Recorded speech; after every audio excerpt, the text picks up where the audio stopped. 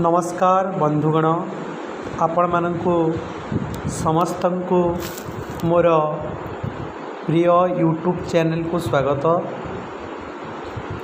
आपण माने समस्ते जानती कि वर्तमान एक कार्यक्रम चालू अच्छी तृतीय श्रेणी रु नवम श्रेणी पर्यंत एलआरपी कार्यक्रम एवं एथिपाई एक सॉफ्टवेयर कार्यकारी होची।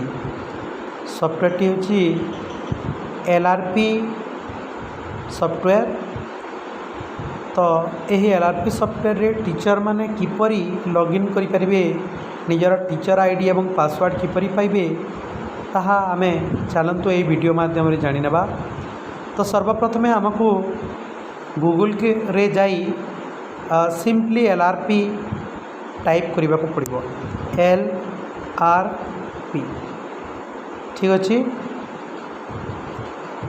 LRP टाइप करवा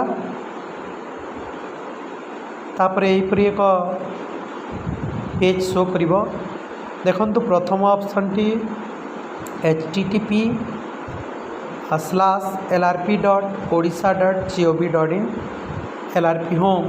प्रथम ये ऑप्शन रे आमे क्लिक करवा। क्लिक कला परे यही बोली एक इंटरफेस शो करिवो।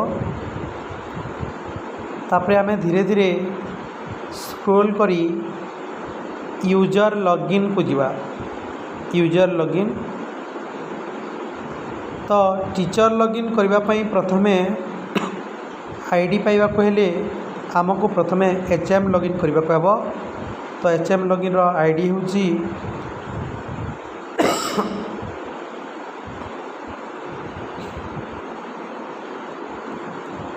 मुझे आम विद्यालयर HM लॉगिन आईडी देउछि। आम स्कूल रो यूडाइस कोड तापरे HM लॉगिन आईडी रो पासवर्ड होछि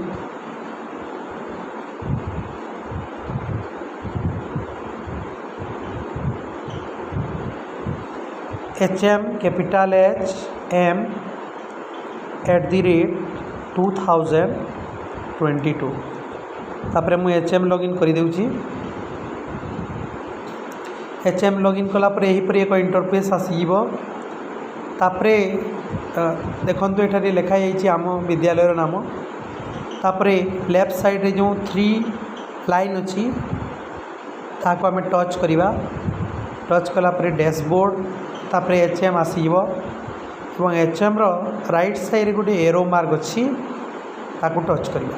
टच कला परे तापरे टीचर प्रोफाइल रे क्लिक करिवा। देखो टीचर प्रोफाइल रे क्लिक कला परे आम विद्यालयर सबू आईडी एवं पासवर्ड गुडी को आसी होची विद्यालयर। तो यही परि भाव रे आपण माने एलआरपी सॉफ्टवेयर रे आपणक विद्यालयर समस्त शिक्षक शिक्षयित्रींकर आपण आईडी एवं पासवर्ड पाई परिबे। तो समस्त को धन्यवाद। यदि वीडियोटी भल लगे आप निश्चित भाव में यहाँ लाइक करेंगे, सब्सक्राइब करेंगे। रोची धन्यवाद।